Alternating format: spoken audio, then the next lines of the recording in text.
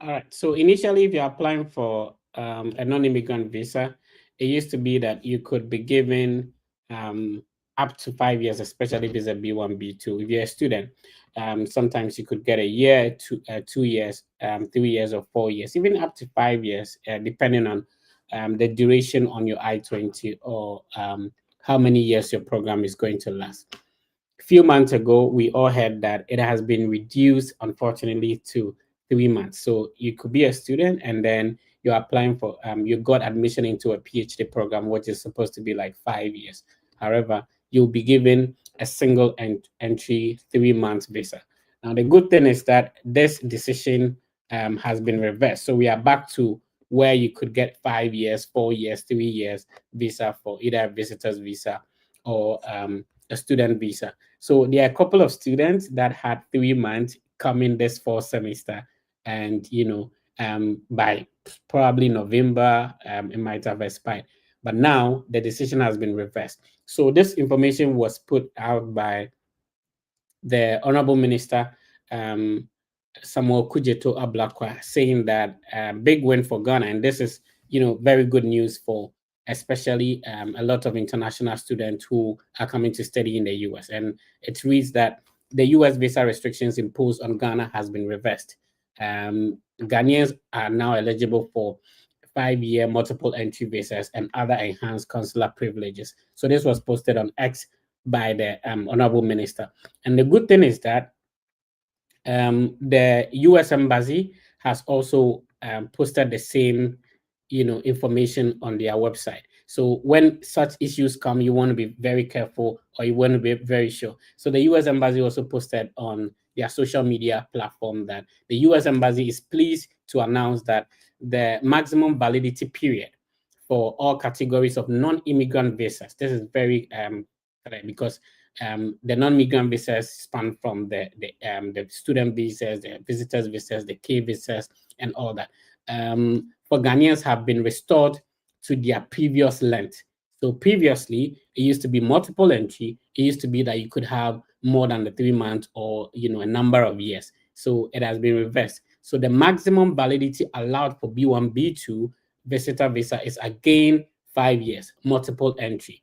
The maximum validity, and this is where I am interested in, the maximum validity for F1 student visa is again for 4 years, multiple entry. So when you apply for a student visa, you could get up to this number of years, unlike previously where it used to be 3 months. So this is good news. So if you are a student, don't be scared. Initially, there were a couple of countries that were also given this same 3 months, like Nigeria. If you are from Nigeria, let us know if this issue has changed in your country. All right, this is the Study Abroad podcast. This is the biggest Study Abroad content platform. We do this every weekend. The reason is simple. People have gone through the Study Abroad process. People have already, achieved the scholarship, the teaching job, the nursing job that you want to also come travel to also pursue like a similar dream. So what I do is to invite these individuals who have the experience of going through the process to share their experience, their journey with you so that it will serve as an inspiration for you who want to do it. Today, we are going the teaching route. How do you become a teacher, an international teacher in the US? You're a teacher in Ghana. Please pay attention. Stick to your phone. Stick to your television set, whatever platform you're watching us on. Stick to it. We have an experienced individual to explain to us how he transitioned from being a teacher back home in Ghana or Africa to being a teacher in the US. Of course, my co-host has always been Ben. Ben, how are you doing and how is the UK? Your microphone is muted, so you have to unmute it, sir. Yeah, I'm doing great. By the grace of God, UK too is fine. Just that gradually we are ushering into winter, so the Yeah, weather is getting cold gradually. Yeah. awesome. Our guest is Teacher Note. Teacher Note, how do I say welcome in Ghana? Oh, I think it's a very good way to start. Obake, Okay, Obake. Teacher Note Obake. Thank you. And we can also say Aquaba. I don't think they should be competing. I think we should be Yeah, yeah, we should be living harmoniously. it's not like one should be over the other. It's just that we just know that this is the group of people we are, and this is our culture. And I saw your video and I loved it with your school kids. Okay, so a bit of introduction for people seeing your handsome face for the first time. Who are we talking to today? Okay, so this is Note Nazir. A lot of my people know me as Nazir where I worked. So, but Note is my name, and I've been teaching for the past like 18 years. I'm so young, but I have so much experience. I don't know why.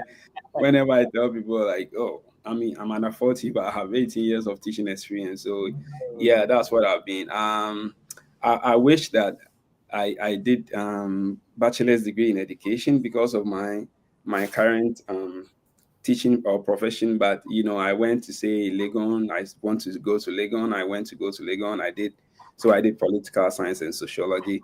It didn't help in my journey here, but by God's grace, we still made it. And when I moved here last year, I've been thinking of how to create content, because sometimes when I see a lot of people's content, I try to critique it, but then I ask myself, I don't have anything out there, so why do I, so when I moved here, I'm like, okay, maybe I should start something where what I critique people about, I should be able to put it out there. So yeah, that's me.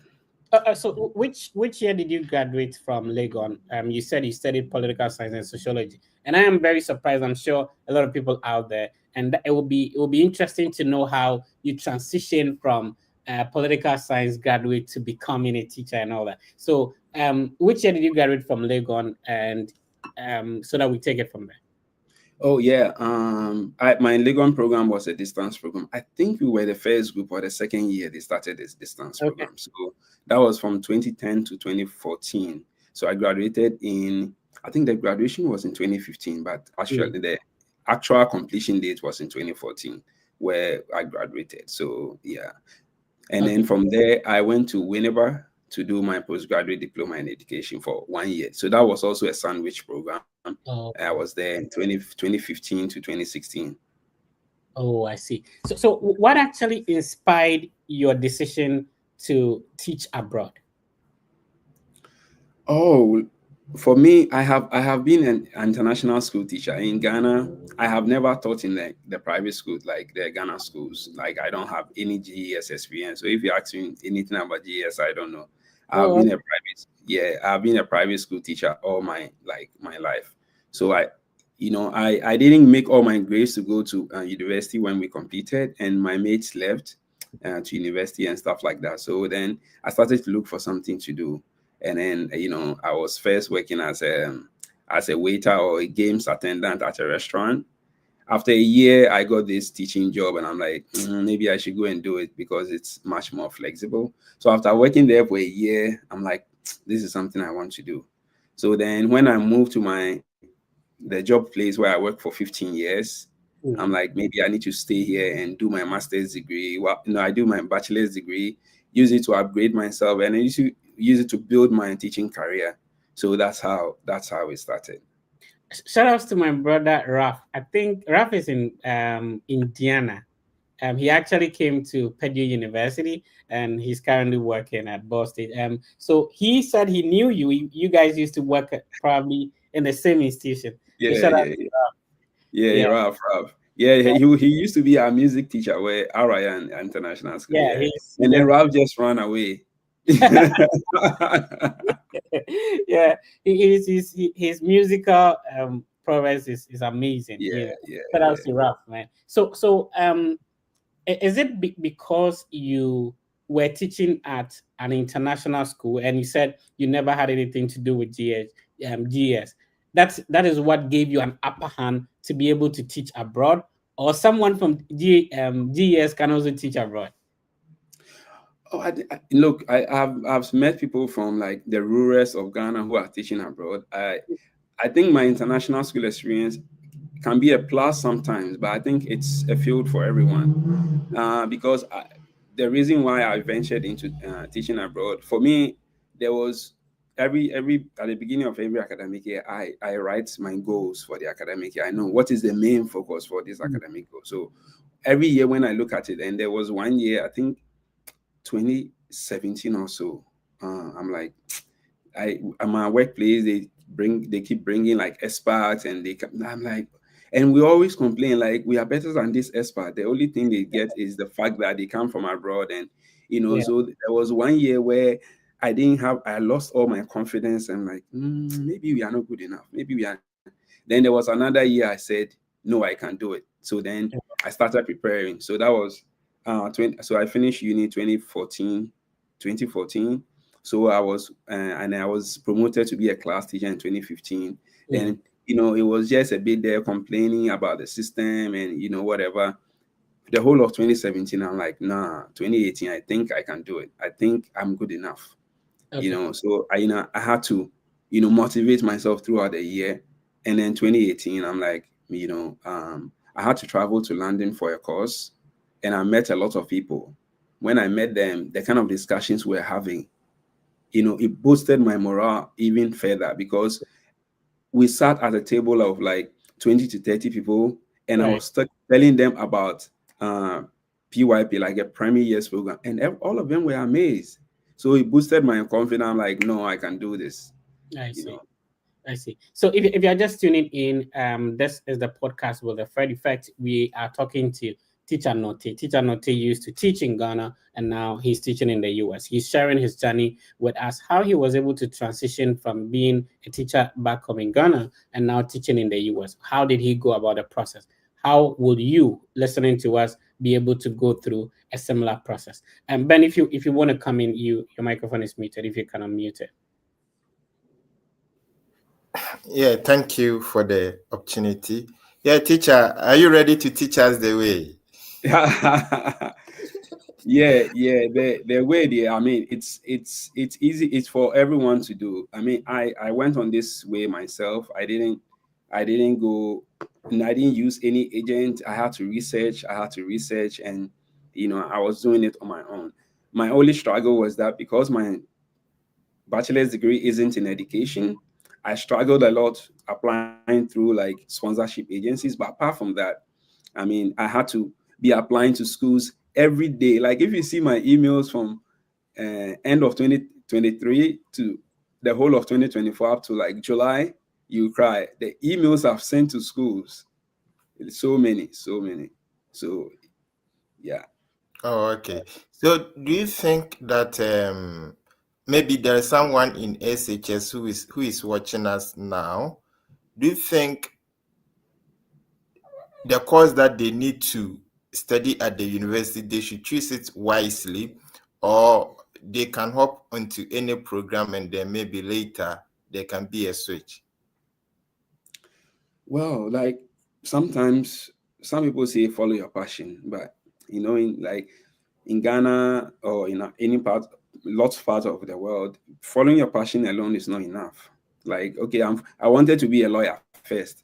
I didn't get to go to school. Then I said, okay, let me be a teacher. And then I still wanted to go to Legon because I wanted to go to Legon.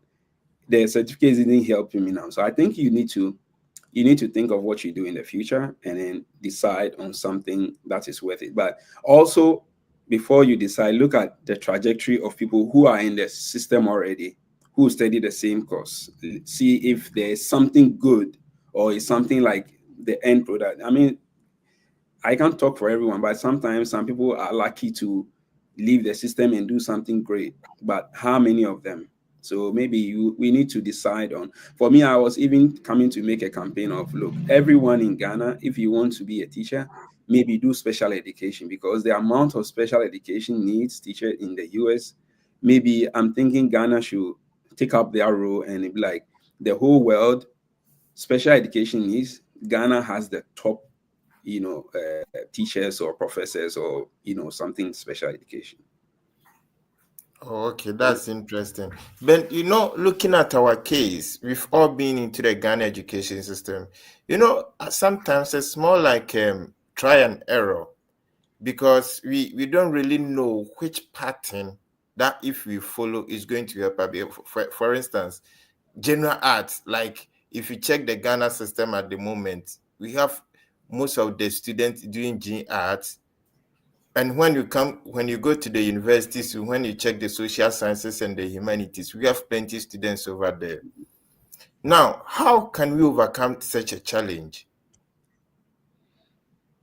I think the first thing we need to do is to, reorient people to think that general arts isn't that one subject where it's going to kill all bears. We should be open to telling our people that when you learn carpentry or tiling or hairdressing, you can be equally as good when you position yourself well. We all don't have to go to school learning the same sociology, political science, and then we come in and we are looking at the government for something. But I think the first thing, we need to reorient ourselves as new generation. We shouldn't just be saying, "Oh, I want to go to Legon." Yes, but what are you going to study? What will be the outcome? What do you want to achieve? Sometimes some people study and they don't even use the certificate. That's okay.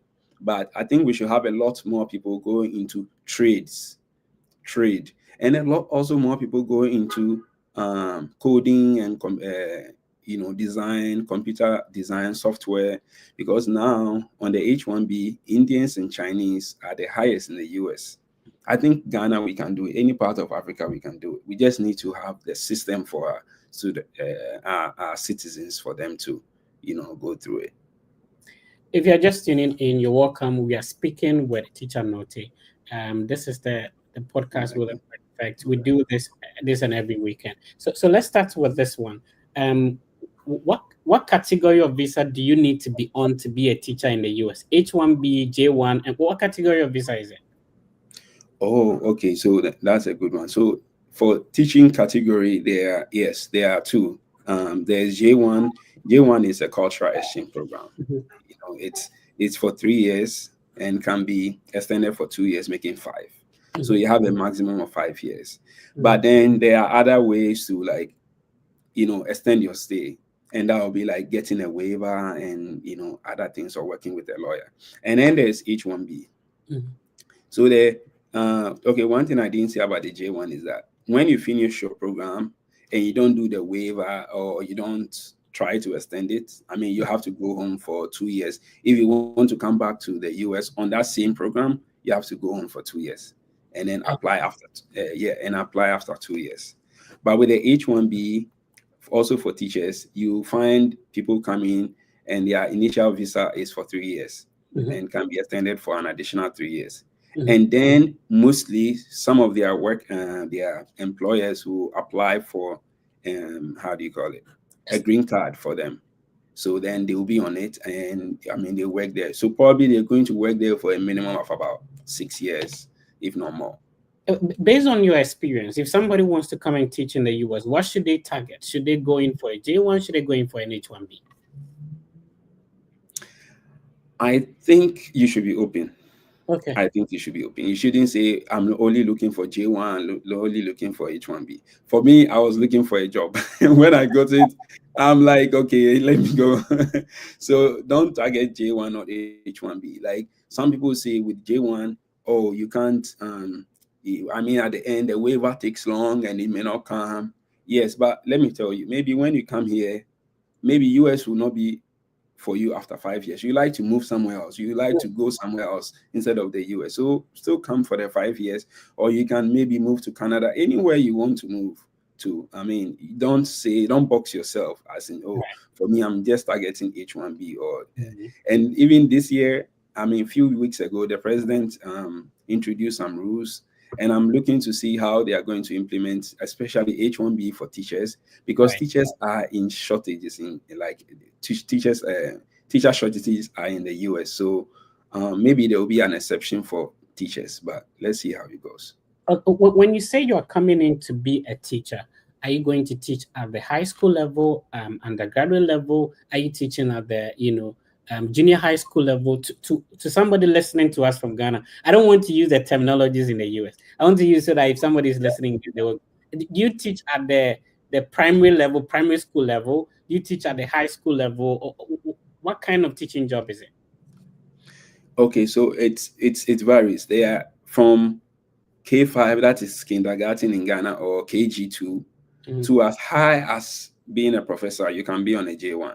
Okay. So the J1 is not only for elementary, middle school, or high school, or JHS or SHS. Everyone can be on it. If you are kindergarten teacher, crèche, KG, primary, JHS, SHS, you can be on it. Professors can be on it. And then also trainees, especially those who are doing culinary services, like culinary services. hospitality industry. Yes, they are also on the J1. Also, those doing summer work travel, au pair, and those in SHS third year, they can also apply for J1 to stay with a family in the US and go after some months. Right. We'll come to let's talk about the requirements now. That personally, how many years of teaching experience and what was your highest academic qualification before you started applying for the jobs? Yeah. Frankly, you need just a bachelor's to be on a J1. Okay. You need a bachelor's to be on a J1, but your bachelor's must be in education or in a subject you want to teach. So even it's not in education, like in my case, you're going to go on a long route. You're going to look for schools and send them direct application. Is going to be long. Sometimes, sometimes you may get a school in after 10 applications or 20 applications. That's, but apart from that, you need to apply through visa agencies. So you need your bachelor's degree. It's very important. Bachelor's degree. Even if you have a master's in education, they will always refer to your bachelor's degree to make sure that you have the right qualification. Okay, so the first thing is that you do not necessarily have to have a bachelor's degree in education, but you should have a bachelor's degree. No, it must be in education. If your bachelor's degree is in education, you may be going on a much less stressful route. Yeah, but if you have teaching experience and you don't have anything in any qualification in education, you can go like in my route. I had like 15 years, I think 17 years when I was applying. Teaching experience. Yeah, but you don't need that. The minimum teaching experience you need is 2 years. Oh, okay. 2 years teaching experience. So if you have 2 years teaching experience, you can do the direct application like I did. You also mentioned that your bachelor's degree was in political science and sociology, but you did a 1 year at University of Education Winneba, which was a certificate in education. So do you mean that the certificate in education you did, sort of made up for you not having a bachelor's degree in education? Frankly, it didn't. Okay. It didn't, because when I did my evaluation, a lot of the sponsorship agencies were like, we don't know how to situate this because it's postgraduate diploma in education. It's not like a diploma, and it's not like a master's degree. It's hanging in there. So then they were like, okay, you have a bachelor's degree, so that's what we are working with. Yeah. So it didn't really help. I mean, in terms of professionally, I do have it as something, a course that trained me, but apart from my application to the US, it didn't really help much. Oh, okay. So to make people with a qualification in education is easier, and you may not have a qualification in education, just that it's going to be like a longer route for you compared to somebody who already have a bachelor's in education. Yeah. But I have also heard people who say they have the qualifications, they've applied through the agencies, and they've not been selected for like 2 consecutive years. So then I'm also thinking, what's happening? But also for people to know that there are lots of people applying every year. So sometimes when you are doing application, just invest a little more time and make sure you put in all the details, and then you increase your chances. All right. So teacher note, if somebody wants to apply to a school and they ask me, Mr. Fred, I have a bachelor's, I want to apply for master's, there are a list of documents they need to put together. If somebody wants to become a teacher, they are already teaching, probably at a high school, primary school, what document do they have to start putting together in order to start applying? Okay, so I think we mentioned a bachelor's degree, right? Okay. So we need a bachelor's degree in education or in a subject you want to teach. So that's what you need. So if you have that, you can apply through agencies. There are agencies you need to work with. If you don't have that, you're going to send your application directly to the schools. Then apart from that, if you could pause there, I get it. So you have a bachelor's degree you can teach in the US. But if it's not in education, you have to apply to the job directly. Yes. If you have a bachelor's in education, there are actually agencies that could assist you, make it easier and shorter. That's what you mean. Yes. Oh, okay. Okay. Okay. Yeah. So these are the two routes. You had no agency, you had to apply directly. Yes. Because you didn't have the bachelor's in education. Yeah. Oh, it makes sense. Yeah. Okay. So then most people will still come back and work with agency. Even though I didn't apply through my agency, when I got a job offer, I still had to work with an agency because they are the one that will sponsor your work visa to the US. So you still have to work with. But there are some public schools that sponsor J1 teachers themselves, so they don't need any agency. So if you find one of those, that will also help. All right. So teacher, what happens is that you need to watch the camera, right? So that the viewers think you're looking at them. If you watch on the laptop, like you I don't know. That my setting is like my camera is way ahead. Like that's here, where you have it looks like I'm looking down. Yeah, so you have to watch on the camera then. Okay. Let me. It's sometimes tricky, but No, but then I have too much headroom.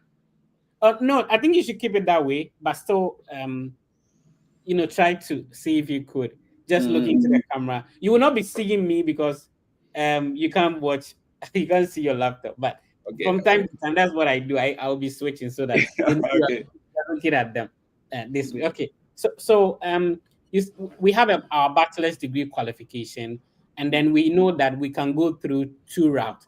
We either apply directly to the institution ourselves, or we go through an agency. We have these two routes. What other documents do we need to put together? Okay, so the next thing we need to put together is to have our bachelor's degree evaluated. Okay. Either WES or Spantran. If you have a bachelor's degree in education. So we need to have that evaluated.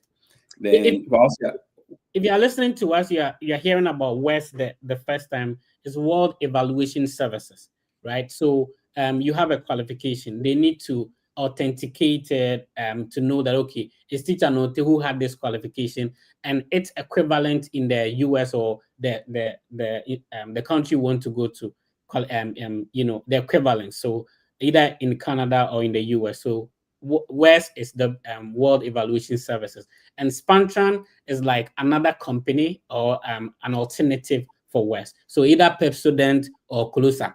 That's what we are saying. Anyway, let's go. Yeah, so you have your bachelor's and then you have your evaluated documents. Another thing we need is your police report from your country. You need a police report. Then you need recommendation letters from your supervisor in Ghana, anywhere in the world, and then one from your colleague. Okay, so if you're listening to us, both on TikTok and then on the StreamYard, if you can be typing the document. So Teacher Note mentioned you should have a bachelor's degree in the first place. So can somebody be helping us type it in the comment section? Bachelor's degree. We should have our transcripts evaluated. And then we should also have our police report. So somebody should help us type them in the comment section so that we can be keeping track of their list. Teacher Note, let's move on. Okay, so 3 documents. And I mentioned police report. Yeah, so then you also need driver's license. Oh, okay. You can attest that, like in the US, when you come, you need to know how to drive in a way or form because you need a lot of the sponsorship agencies will not really consider your application if you don't have a driver's license. Right. Let me tell so like when I arrived here last year, I think I got a car in December, and then I drove the car off the showroom. It was in December, so we don't have much of daylight. So I think it was around 5 p.m. It was almost dark everywhere. Yeah. And I was supposed to drive the car like 40 minutes to my apartment. Like, even though I've been driving for a while, like 4 or 5 years in Ghana before I came here, I was just shaking on the road. Yeah, because the driving is a little bit different. So you need to know how to drive. You need to have a driver's license, and then you also. And this means that driver's license should be from your country, right? Yes. Okay. Yes. Okay. You need a driver's license, and then you also need. I mentioned recommendation letters, and then you also obviously should be able to speak good English, and So basically, these are the basic things you need to apply. Oh, Yeah. okay. So, Ben, I don't know if you want to come in, but yeah, we are set with the document. Now we are going to start. I'm going to ask about how long it's going to take, how much should we be saving to put into the entire process, and a couple of other questions. Ben, let's move on. If you have other questions. Yeah, so please, I need a quick clarification with regards to the driver's license. Do you have to upgrade to international driver's license or just the local one? Okay, good one. So you need to come in with your local one. And when I was coming, I also did international driver's license, but I don't know whether here they don't have reciprocity with Ghana, so it didn't really matter. I had to just go and write a test and get the license here. Okay, Oh, but okay. for application purposes, you need to have a license. Yes, to show that you know how to drive. Yeah, Oh, when it okay. comes to the international license and stuff like that, obviously it differs from state to state. There are some states, if you go there, like they can easily transfer it for you. There are some states you need to start all over. That one will differ according to the state you're going to. Yeah. All right. Ben, go on, please. Okay, so I just want to know, we have someone in Ghana, maybe perhaps the person has education background, about to graduate, but now Ghana, they've introduced the teacher licensure exams. Do you think it's relevant? Do you have to get teacher licensure exam before I can apply to teach, or I can skip that? Okay, good question. So if you have the teacher licensure, it's great. If you don't have it, it's okay. You can apply without it. It's not the main thing we're going to look at now is your qualification and experience. Yeah, but so these are the documents that is required. But if you have a teacher license, yes. If you don't have it, it's okay. Okay. Oh, So okay. you also mentioned a number of experience. You said how many years, which boils down to what Ben is saying, that immediately you graduate, will the national service experience be okay? How many years of experience? So for me, I feel you can count your national service. So far as it's an experience, it's a teaching experience, you can count it. I mean, I don't think 1 year teaching will just go down the drain. I think you should be able to count it. And then, so if you did 1 year of national service, you should have 1 year of teaching on the job. And it shouldn't be like government school. It can be private school. It can be a corner school. So far as it's a school where you are educating other students, you are good to go. I see. So if somebody is setting out to work on this process, how much should the person be saving towards? Like what should be the anticipation that am I going to spend 20 Ghana cedis, 30 Ghana cedis on this process? Of course, certain things will change. How you're going to get your transcript up to you. Police reports may differ according to the police headquarters you go to. and all these documents, we are taking that part out. Yeah. How much is involved to be able to start or be successful with this whole process? Okay, good question, because a lot of people message me, and then when I tell them, okay, the first step is go do your WES evaluation. That is when I know that a lot of people are interested. I say, go do your WES evaluation. When you finish, then come back. They're like, wow, like 220, the money is a lot. I say, yeah, it's a lot. If you want to do it, I mean, this is not any money I'm charging like to me. I'm not saying give me like $100 to help you. I'm saying go and do this and use it to apply. So I use that to gauge those who are interested. Before you go on, for school application, the WES evaluation is required, right? Yeah. But there are some schools that will not require the WES. But for the teaching, there's no way around it. No. Okay. No, you need your evaluation. Sometimes if you did direct application and the school is an agency, yeah, maybe you get away with it. But 9 out of 10, you'll be working with an agent who asks you for your transcript. So I don't think you should just wait and see what will happen. So yes, you need your WES evaluation, and it's between $220 to $280. And then you also need and I want to provide a bit of clarification that when you are evaluating your transcript, they ask you whether you want to use it for a job or you want to use it for school. So teacher note, if I choose school, maybe I wanted to come and study and I'm far. Can I use that the school evaluation to come and apply for a job? The good answer is yes. Okay. Yes, you can use it. So if worse and do the whole thing No, again? no. Some people go to upgrade, but you can still use it. If it's evaluated, you can still use it. Awesome. Yeah. So, but normally if you're using this for teaching abroad, you have to choose the one for employment. Yeah. So yes, we have our evaluated documents, and then you need your police report done. Another thing you need to do, you need your visa fees, Mhm. 180, and then you need service fees. That's about 200? 220. Yeah, 200, okay, roughly. 220. So I think these are the major fees that you need. Apart from that, some of the sponsorship agencies do charge program fees. So Okay. in the case of mine, my sponsorship agency charge 2007 Mm. as program fees. 2007 Ghana cedis or dollars? No, dollars.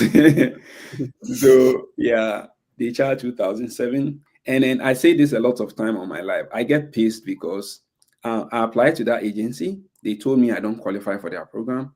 And Mm. I went on to do my direct applications. When I got a click, then my employer told me, oh, we work with an agency and we want you to work with them. Oh, What is okay. the agency? Oh, this agency. I don't like mentioning them because like I'm Yeah. giving them mileage. Because it pains me so much. And then they told me, okay, we are ready to take you on, but you need to pay this 2007. I'm like, you didn't give me the job. Yeah. Like I have to pay for this. Did So you say $2,700 or $2,007? $2,700. Okay, almost like $3,000 there. 3,000, yeah. Okay. So then that's some agencies may take less or more depending. And there are other agencies that completely take nothing. They are not going to take anything from you. But Yeah. word of caution, those who do not take any money, their standards are so high. If you if you don't fill your forms well, there are thousands of people on the application. They are just going to move on. I see. Yeah, All right. this year I have my friend from secondary school. The wife was trying to apply, and in Ghana, like if you are a math teacher or English teacher, you can show up when you have a lesson. Yeah. Yeah, and then when they asked her how many hours she worked, I think she tallied the amount of hours she teaches in the school and then presented it, and then I think it was like 20 hours or so when she tallies everything, and the agency said no, we can't work with you because this is part-time work. Oh. And that was it. That she has everything. That was the reason why they didn't put her on the program. Okay, so on that note, if it happens like that, is there a refund? So what he means is that there are agencies that did not charge anything. So he is talking about agencies that charge and agencies that don't charge. So yeah, so I mean, if like I've been charged and I got refused,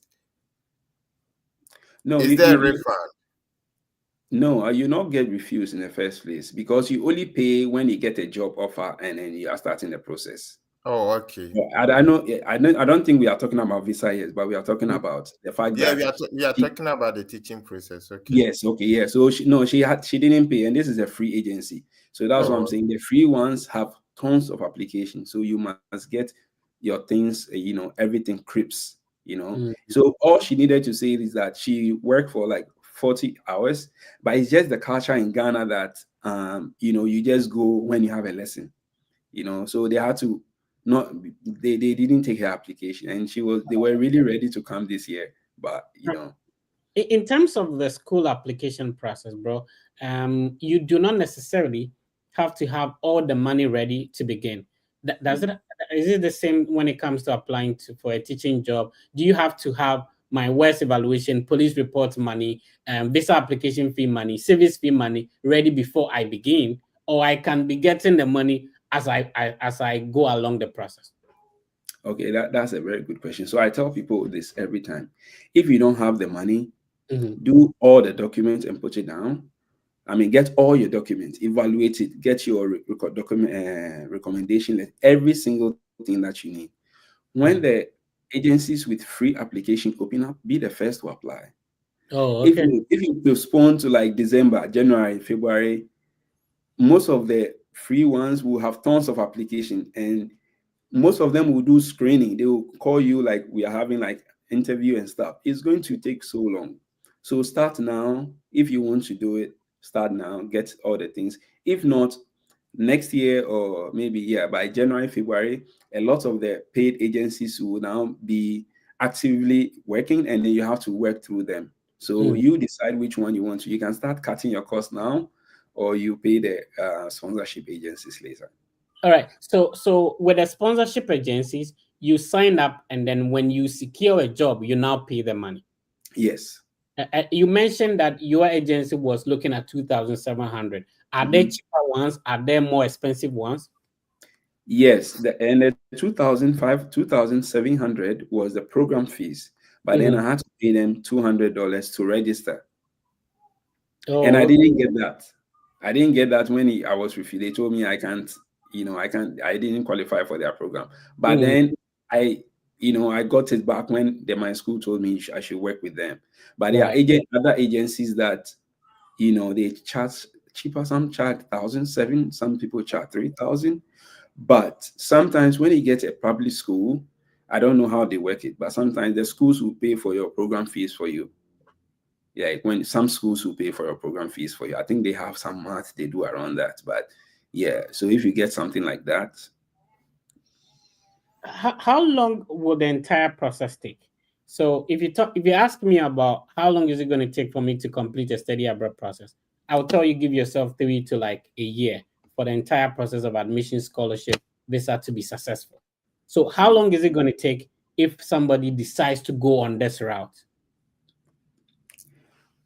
So if you're doing direct applications, so for me, I started applying through agencies end of 2023, like getting to November, December, and I was getting a lot of rejections. So then I prepared myself for January. Okay. But the ultimate goal is that by July, everyone should be in the US. July, September, you should be in the US. So it can be any time from 4 months, 6 months to even 7 months, depending. So some people have started applying now. But for my direct application, I intensified it from January to like July. The agencies you keep on mentioning, to be very clear to people listening to us, are they agencies back home in Ghana, or they are agencies in the US? And how do people get to know these agencies? So these are like US government vetted agencies. They are not like agency back in Ghana. I think in some countries they are third-party agencies. Yeah, and I also know that in Ghana, some people are like agents. Yeah, but the agency I'm talking about are US vetted agencies.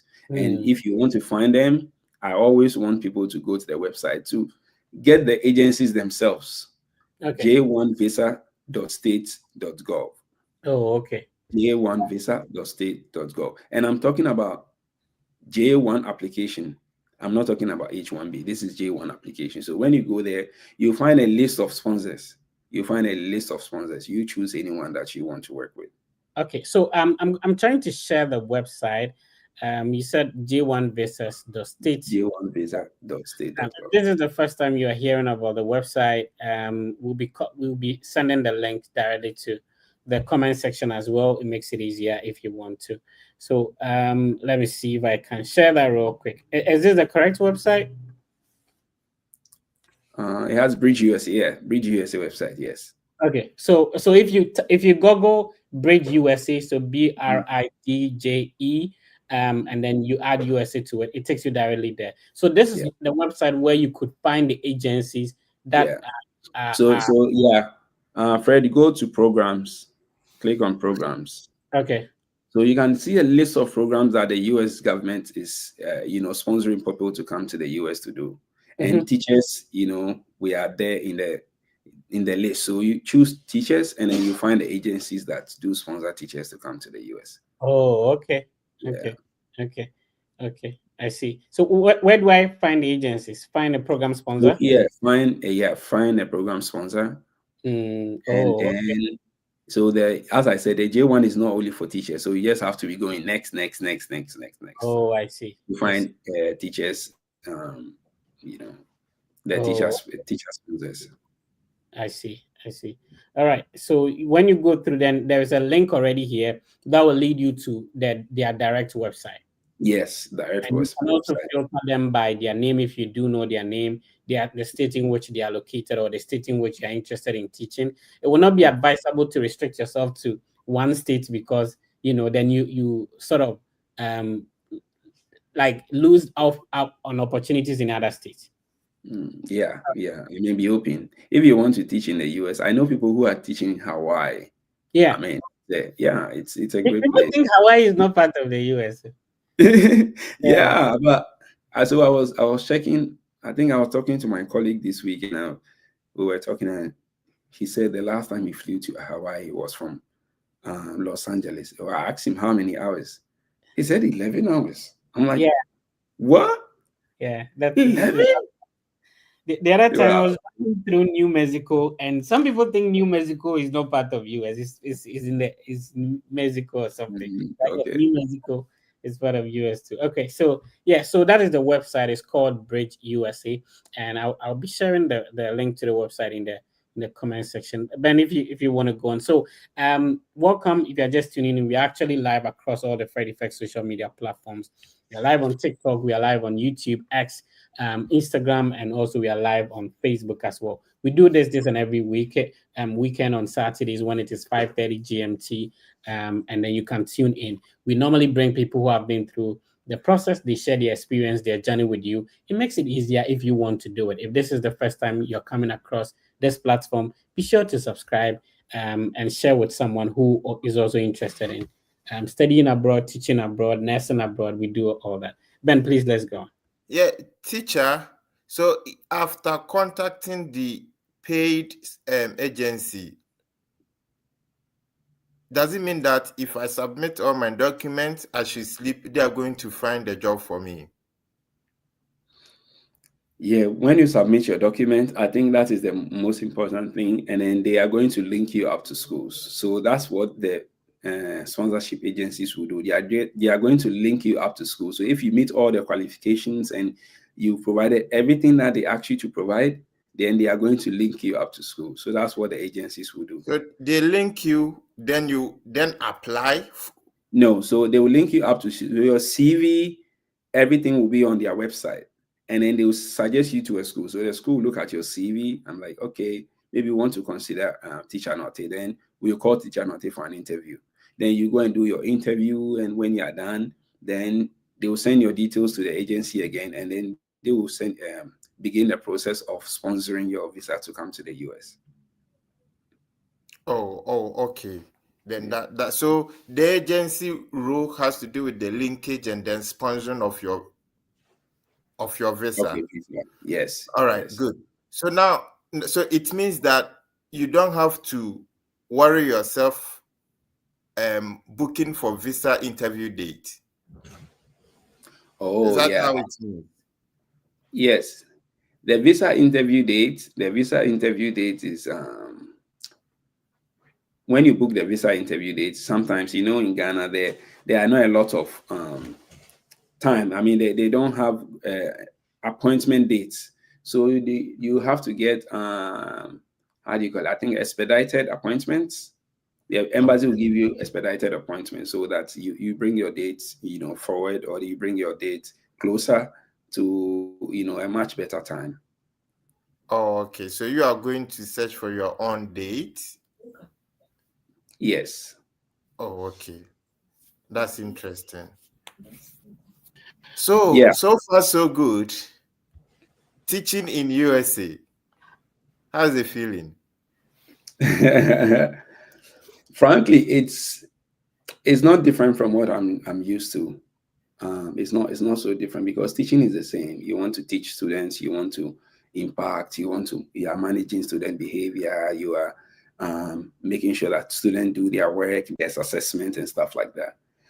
But I mean, every culture is different. I mean, the students in the US, they are different, and we have to acknowledge that they are more open, they are boisterous, they are enthusiastic. Sometimes they want to invade your space. They want to, push you to the limit. They want to turn the buttons on a bit. So, this is something this is something you have to do. You have to take care of when you are coming to teach in the US. It's exciting to be here, but then also there are challenges that it does come with. Okay, that's interesting. I think we have to come back to that point again so that you give us more. Yeah. I wanted to have that comparison. Let's start with the money aspect. Yeah. Obviously, it's not the same currency, but I'm trying to. We are not doing the conversion. Mhm. If you could give us approximately how much you were earning for the 12 years, and now in a month, how much is the teaching, so that somebody who is probably having something to do in Ghana would be able to make an informed decision that I'm not assuming I'm going to get millions of dollars when I travel to teach in the US, and this is what I'm earning at the moment. Would it make sense to even make all these sacrifices to go through this process in the first place? Fred, that's a very good question. And I like the fact that you say we shouldn't do conversion. And it is something I don't like doing because then Yeah. sometimes it distorts the arguments. Yeah. So like sometimes when I go to buy kinky here, that is $5, I take it to be 5 cedis, 5 on 5. Exactly. Yeah, I do 5 on 5. So frankly, I have to say that I'm a bit privileged from where I'm coming from in Ghana, like where I used to teach. Right. Salary levels were, way better than a lot of places I know in Ghana. But when I was leaving, I left RIAN in 2023. Then I was home for like 7 months. I didn't have any job. I was looking for a job. I didn't find one. Then I found another school that was willing to pay, and they were willing to pay 15K cedis a month. Okay. So I'm like, okay, voila, maybe I've hit the jackpot. But then I've taught in Ghana, like I really want to like go abroad and experience teaching abroad and stuff. So then it's not just about the money, it's about the experience. Frankly, here I don't have so much money. I haven't saved so much money as of now, but I'm happy that I'm learning a lot of things I haven't learned in my life for like the past whatever years, Yes. So I'm not here. Let's do the approximation. Like, I know in the US, mostly they pay either weekly or bi-weekly. How is it? And that would depend on your state, though. Back home, it's paid monthly. Over here, it's every 2 weeks, right? Yeah. Here they pay 2 weeks. So, but if you are looking at 5 on 5 and 1 on 1, I would say I was earning more in Ghana. Okay. If you're doing that, if we're doing 5 on 5 and 1 on 1, because in Ghana I was getting 15,000 cedis salary a month. Okay. I don't think I'll get 15,000 currently. No, I'm not. Yeah. Okay. So, but then if we are converting, then the US one will obviously definitely. because of the quality of life is different. Exactly. If you're a teacher back home in Ghana, let us hear from you in the comment section on TikTok and also on Facebook, on YouTube. Let us know, what is your salary? Are you taking 1,500, 2,000, 3,000, a month? Which level do you teach? Are you teaching at a high school? Are you teaching at a junior high school level, primary school level? That's great. Yeah. Somebody's asking 15,000 a month. Yeah, it depends on where you teach it. What do they got now? Yeah. So that's why I'm saying that I'm privileged. That's why I had to say that I'm privileged. So but even I work with people who were earning more than me. So it tells you like how much people were. Yeah, the number of years of experience and the place you were teaching. Like back home in Ghana, there are some places that rent is more expensive than in the US. Yes. Yeah, so some people are paying higher rent and stuff like that back home compared to this place. But I agree with you, the quality of life and stuff like that. All right, if you are just tuning in, we are talking to teacher Nortey. So I wanted to understand, what do you think are some of the things you've learned here as a teacher that, if implemented back home in our education system, is going to be helpful? Oh, wow, that's a good question. So like this past few weeks, I've been looking at similarities and differences between teaching in Ghana and I always talk about my perspective because, as I said, I've never taught in the GES. I've never taught in, like, I'll call it a Ghana private school, like Morning Stars or anything. I have never. My experience is only international school, like GIS kind of level, Lincoln. Arian is one of the best schools in Ghana. We have I mean, some politicians, we have so many of them, their kids there. So, Fred, what's the question? The question was, what are some of the things that you have taught back home, and probably I'm trying to think about this question because where you were teaching, if you are teaching at Ghana International School, it's not the same as teaching in Bole Bamboy, Sumpoiri, RCGHS. Yeah. You understand? So that's I wanted to know, like, some of the things that you've learned here that that could be implemented back home that will help with the system. Okay. I think so now I think the main thing here is that here people are on time coming to work. No one is like, oh, I'm coming at 8:39. If whenever you're coming at 8:39, 10, it's taken from your PTO. So you're talking about whether you have a lesson or not. So back home, if a high school teacher, they have maybe the bungalow in the school, they only come to school when they have a lesson. Yeah. But you are saying that you have to report in the morning, even if your lesson is 3 p.m. Yes. Yeah. And definitely, frankly, I'm telling you, you're not going to sit down till your lesson is 3 p.m. There's something for you to do. Like if you're assigned to go and assist someone, or you're like assigned to, there's no free time. I tell you, I had free time back home teaching in Ghana than I have here. Oh, okay. Like even on the schedule, there's no free time. The only free time is like a prep, 45 minutes. 45 minutes, you may be marking or doing something else. But in back home while I was teaching, I mean, I had more prep times on my timetable than here. Here, I'll have like 45 minutes. Back home, I'll have like sometimes 1 hour, and I have like 1 hour break. And then, but here I don't have a lot of room.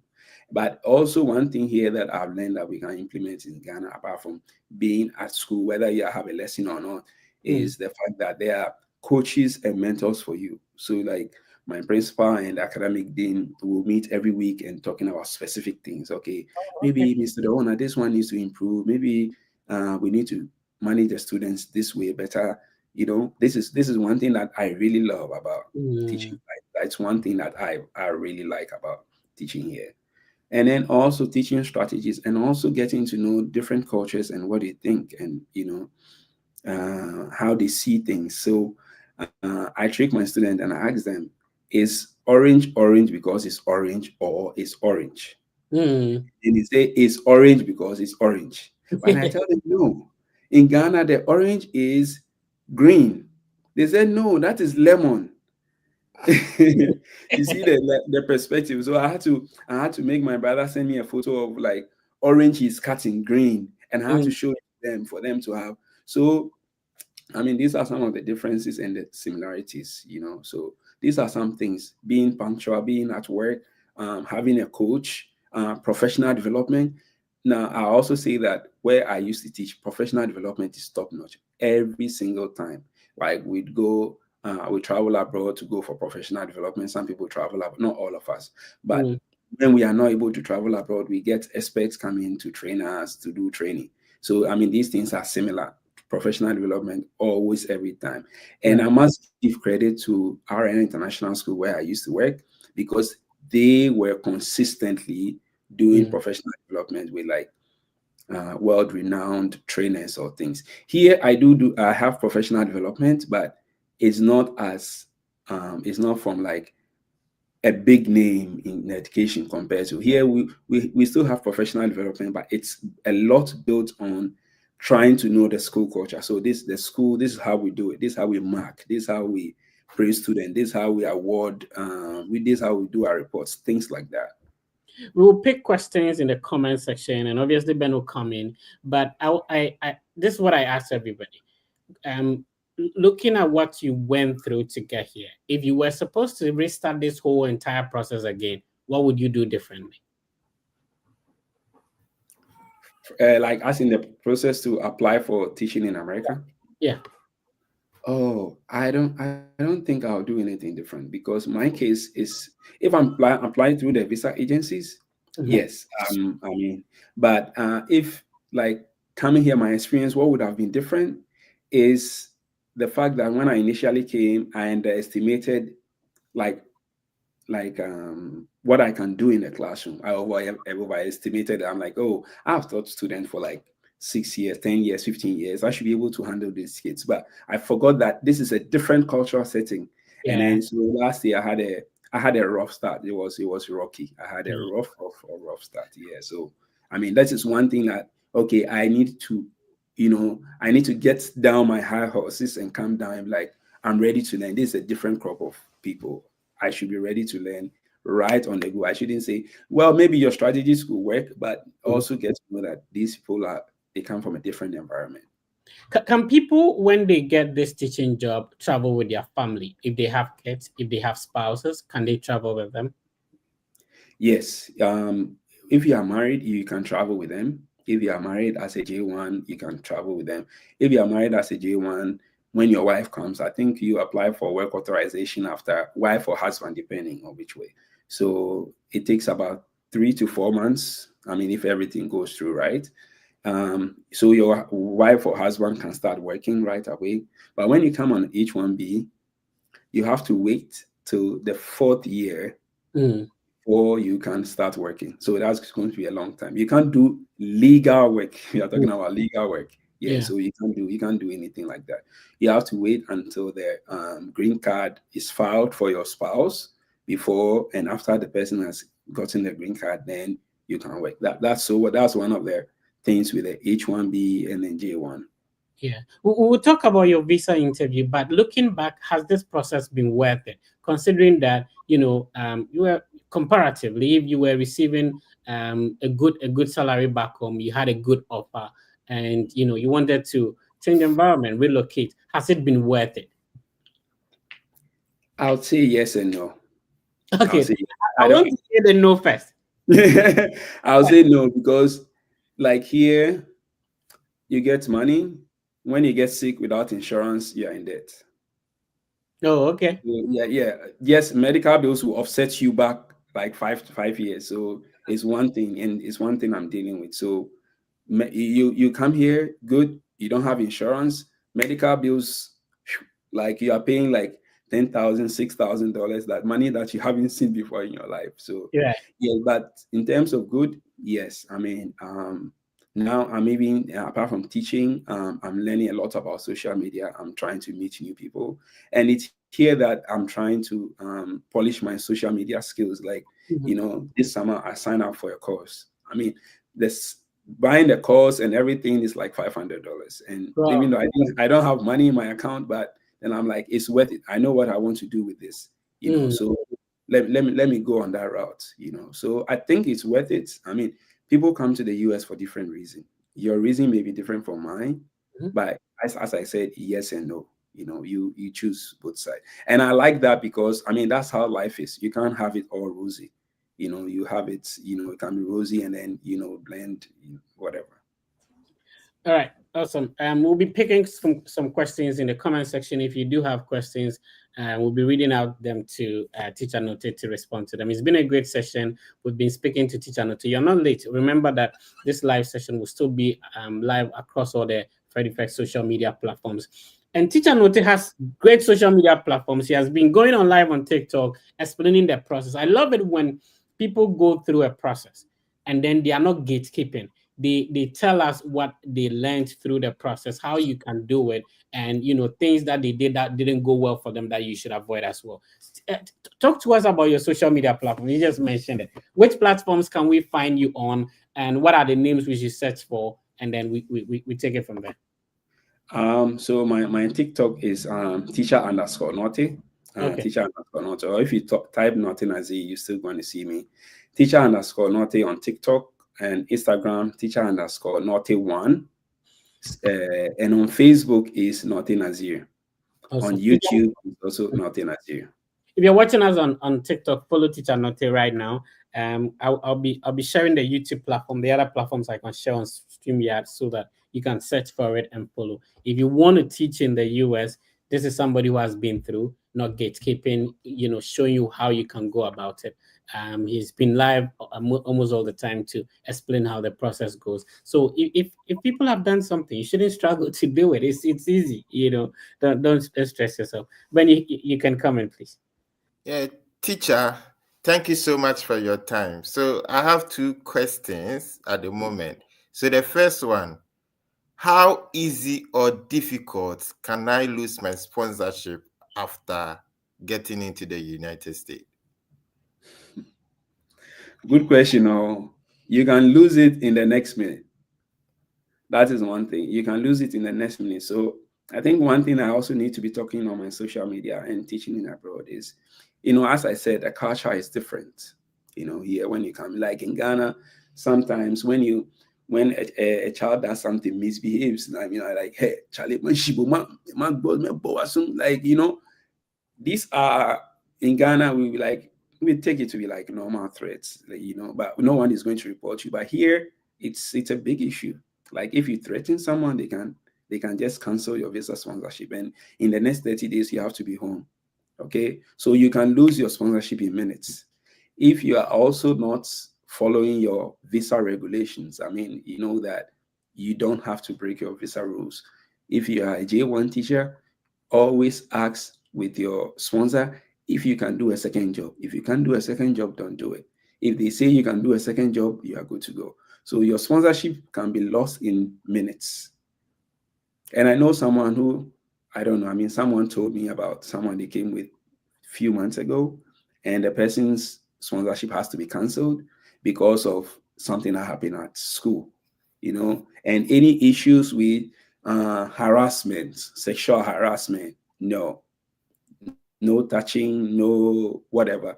No, I mean, sometimes you can raise your voice a bit, but it shouldn't be like, it shouldn't go with your hand or it shouldn't be like it's an abuse. Oh, okay. That's interesting. So this just a follow up. So if I lose my sponsorship, is there a chance for me to travel back to the US again? Or that is it? Yes, you can travel to the US, but definitely not on the J1. You should be on another visa category, like the US, there are so many visa categories. So if you are not on the J1, you probably come on a visit or maybe on your green card. But hopefully the incident that happened is not reported as something on your file. I don't know how they're going to treat it. So I mean, it shouldn't be that bad a record or something bad. I mean, people leave, they come like after 1 month, like, you know what, the culture here, I can't teach. I want to go back home. That's okay. You can apply for another visa category and come. All right. Then my last question with respect to that would be like, if I am teaching, let's say I'm there and I started teaching, let's say from class, or I started teaching in class 6. Can I progress to teach in maybe senior high? And how is the process like? Or any class I receive on my sponsorship, that's the only class I'm going to teach as long as I stay in the US? That's a good question. You can teach any class as long as it's within the school hours. So like last year I was teaching 5th grade. If I want to teach 6th grade or 7th grade, all I need to do is talk to my principal and say, oh, maybe next year I want to teach 7th grade. If there's vacancy, they can move you up. So you can be teaching any level in the school. If you want to teach like nursery, kindergarten, crèche, you can go ahead if there is vacancy. And if the school will allow you, no problem. Oh, okay. So there's that kind of flexibility in there. Oh, okay. Thank you so much.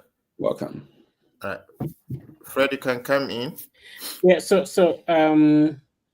let's see. We want to pick some questions in the comment section so we can respond to them. How many minutes do you have for us, Janity?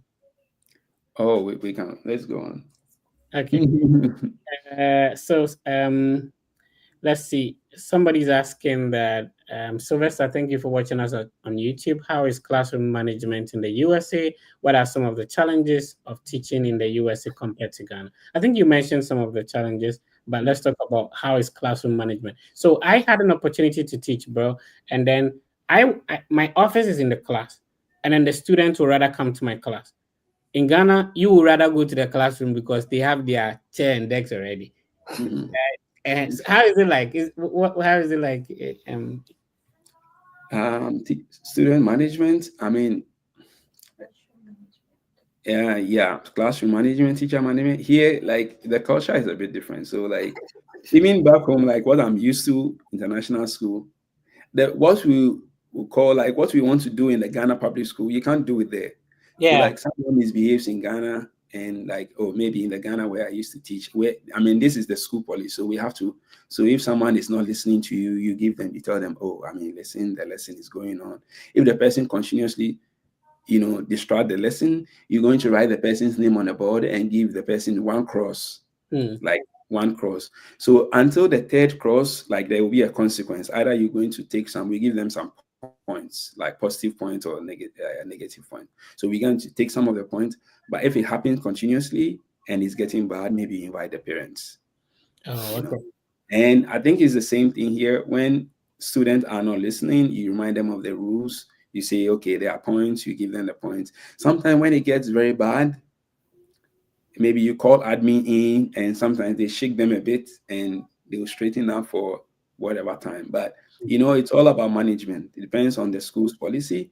You go with which one. So my school currently, sometimes we do have like last year when I was having a difficult time, I used to have my principal come to the class, and sometimes my dean will come, or people from admin will just come and be in the class because my kids were not ready to listen. They want to do what they want to do.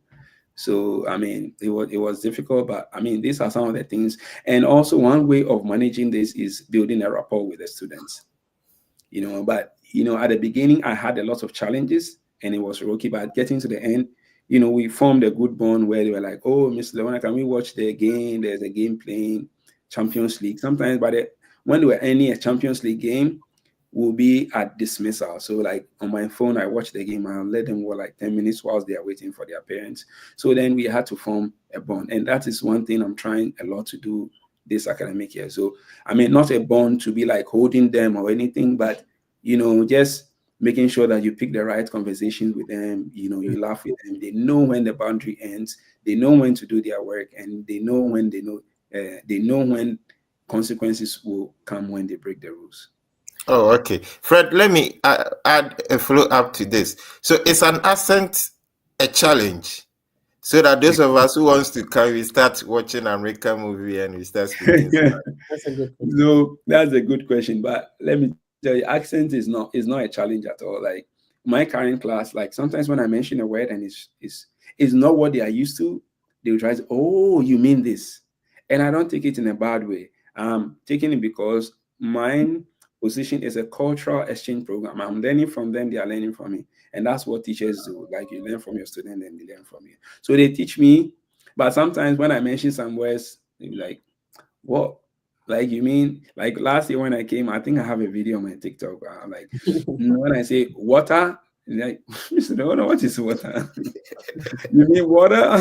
Yeah, I mean water. So yeah, but the students beginning, some of them they were laughing at my accent, but then they got used to it because you hear Yeah. it so many times. And my current students, they've heard me before, so it's not like going back. But some of the accents, it's funny to them. I don't think it's bad. I just think they are getting used to it. Yeah. So by one thing, you don't need to sound like them. You just need to be yourself.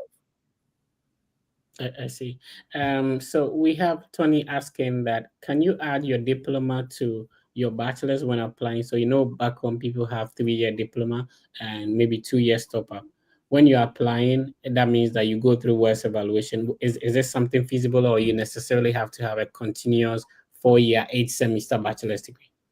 Okay, that's a good question. So if you have your diploma and you did a top up, evaluate all the documents, because sometimes your diploma and the top up will take you roughly 5 years.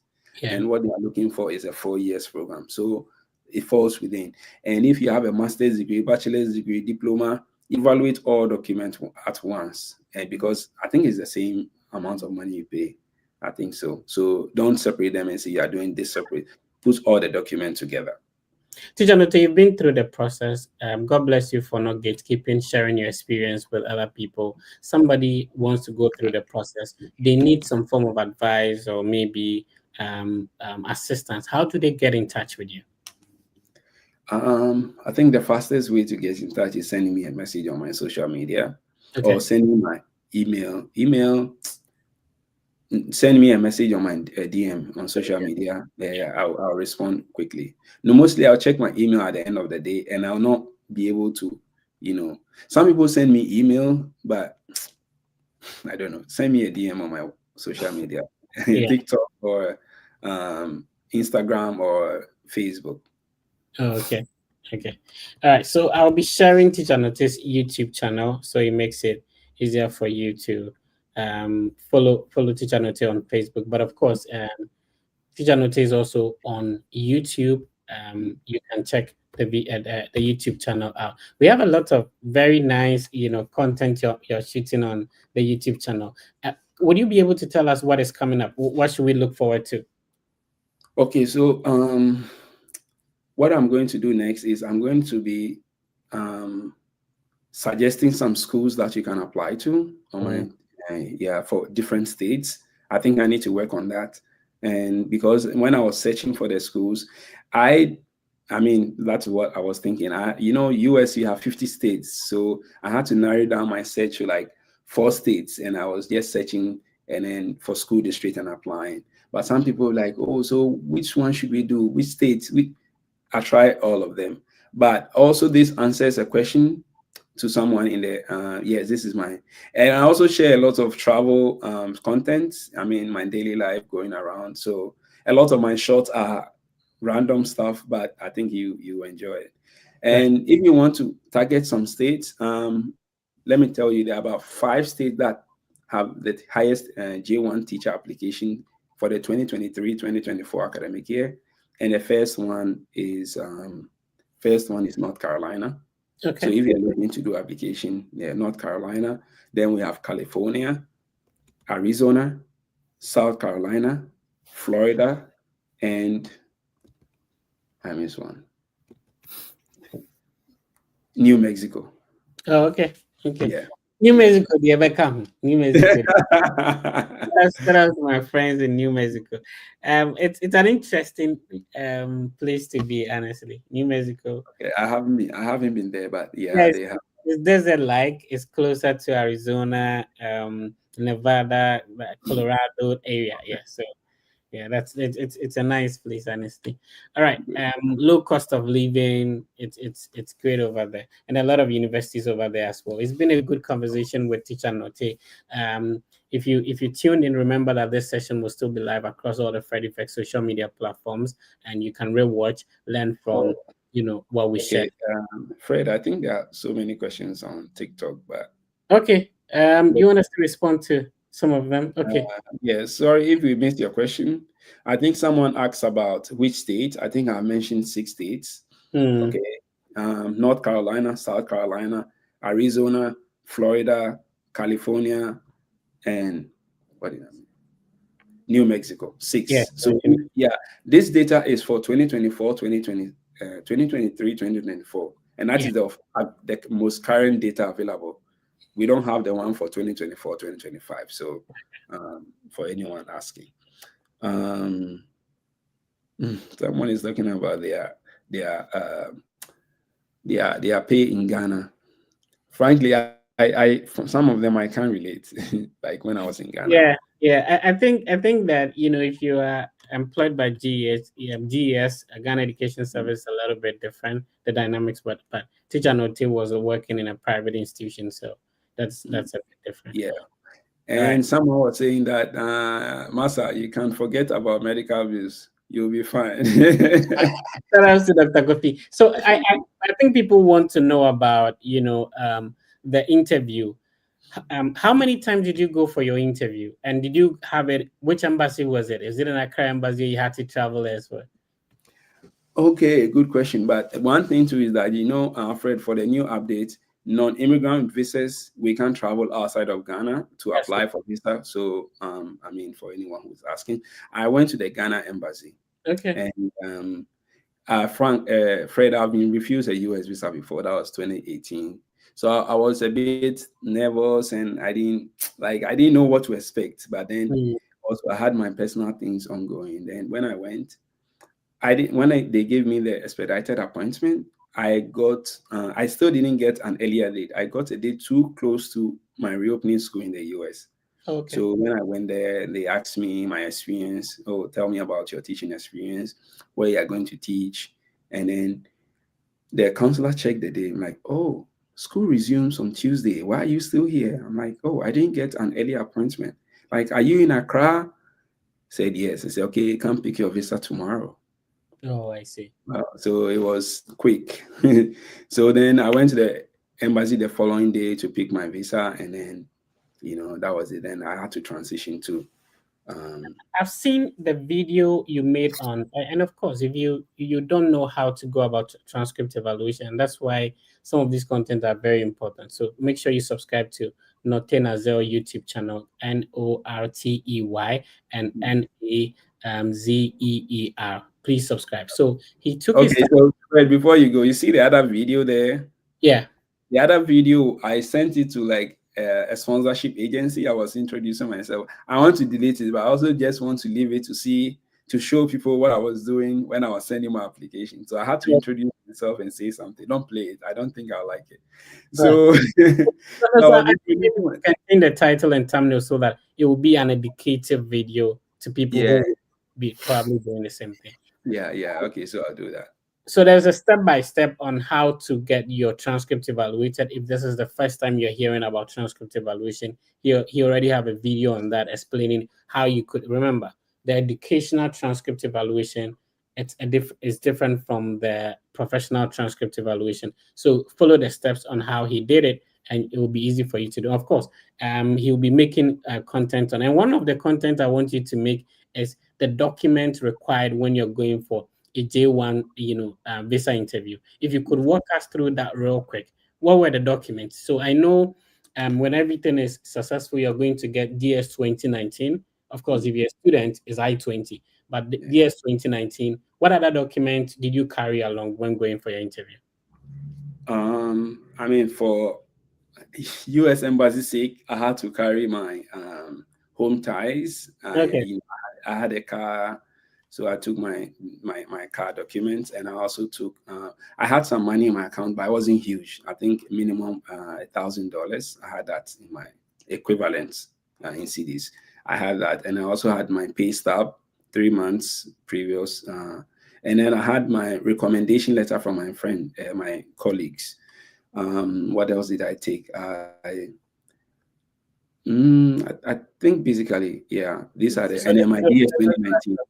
Yeah, the DS20. Very important. Yeah. Very important. And then the passport photo. Yeah, go ahead, please. Yeah, and then the passport photo, the US standard passport photo. Yeah. So obviously your passport, DS 2019, DS1C confirmation page, appointment confirmation page, the passport size photo, the proof of funds. When you say proof of funds, did you have to send these documents to the institution before they release your DS 2019? No. When you pay your service fees, they are going to send you your DS 2019 documents. Okay. Yeah. I see. All right. And yes, of course, service fee payment confirmation page for the J1 and visa. Then if you are married, you also need your marriage certificate to. That's very important. You may not ask, but it's better for you to be over prepared than under prepared. And that's a strong proof of home ties as well. Yeah. Too. That's great. It's been a great conversation. Talking to Teacher Nortey all the way from Milwaukee, right? Wisconsin. Yeah, with Milwaukee. Yeah. So we've been talking to Teacher Nortey all the way from Wisconsin, Milwaukee. Ben is in the UK. Fred is somewhere hanging around. I hope from state to state. So I've been moving around. Anyway, so it's been a great conversation talking to Teacher Nortey. He shared his experience with us through becoming a teacher in the US, transitioning from teaching in Ghana, going through the process on a J1 visa. He showed us how he did it. You can also do it as well. All right. Any final takeaway, like any final comments for anybody who tuned in today? I want to thank everyone for coming to listen, following and sharing my content. And I also want to thank my friends and family, Miss Hammer. And Yeah, I also want to thank my friend, my very good friend, Afro Gallonism, Serge Atukwe-Clottey. Serge is my friend from childhood, and for those of you who don't know Serge Atukwe-Clottey, he's one of the biggest artists in Ghana. I mean, I think he's on the same par with Ibrahim Ahmad, the artist. So you guys, yeah, you guys should check him out. Sage Atukwe-Clottey on Instagram. I want to thank him so much, and also to my brother Papa Shango. I do appreciate everyone. I see. It's always nice to be grateful to people who lended a helping hand in one way or the other. Super amazing. All right, Ben. Final remarks, and then we bring it to a close for today. Yeah, before teacher goes, he needs to answer this. Teacher, studying abroad, studying in US and then teaching in US. Which one should we go for? With the experience at the moment. Oh, I'll tell you that come and work in the stadium. I mean, if you want to use studying, I mean, I think I advise people studying or working, visit there out.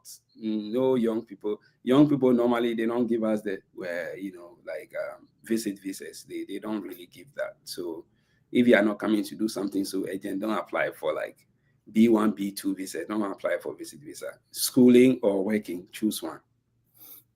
Okay. Thank you so much, Teacher Note. I really appreciate your time. God bless. Thank you. Thank you for hosting me, Fred. And Fred, I also want to thank you for the work you're doing for a lot of students who want to migrate or come to the US to teach. I think I have lots of people who say, "Oh, Fred Effect," and for me, teaching in the abroad hasn't been on my radar, so I didn't really look into you. But I've also messaged you on Instagram before, on X before, but I didn't look at your profile as like, "Oh, Fred Effect." I didn't look at that. I was just looking for, okay, I'm looking for a visa appointment. Who can I talk to? Like. So I was just searching on my X, and then your name came up, and then I had to send you a message. Oh, so thank you all for the years of service. And one of my followers, Abik, who say, "Oh, he's been following you from long." So yeah, really appreciate. Yeah, we are all trying to do our best. It's easier to say that maybe you want to send somebody money from here. Mm-hmm. How about if the person has the same qualification, and then you can also assist the person do the same thing that we did? You understand?